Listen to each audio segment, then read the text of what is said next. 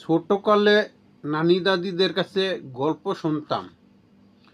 এক ইমাম সাহেব ভোরবেলা মসজিদে যাইতেছে, পথের মধ্যে এক চোরার সাথে দেখা হয়েছে। তখন ইমাম সাহেব মনে মনে ভাবতেছে সেও মনে আমার মতন নামাজ পড়তে যাইতেছে, আর চোরে মনে মনে ভাবতেছে ও মনে আমার মতন চুরি করে আইছে। বুঝলেন না ব্যাপারটা? এনসিপির গুটি কয়েকজন স্বার্থান্বেষী নেতা, যারা নাকি বোচকা মারার জন্য আন্দোলন সংগ্রামে অংশগ্রহণ করেছিল, তাদের বর্তমান মনোভাব এটাই। 5ই আগস্টের পরে ফাঁকা মাঠ পাইয়া দুমছে চাঁদাবাজি করছে, আর এখন সবাইকে খালি চাঁদাবাজ চাঁদাবাজ মনে হইতেছে।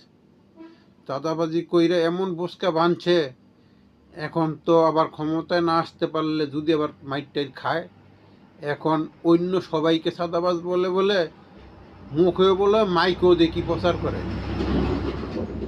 নিজেদের মতন সবাইকে ভাইবেন না।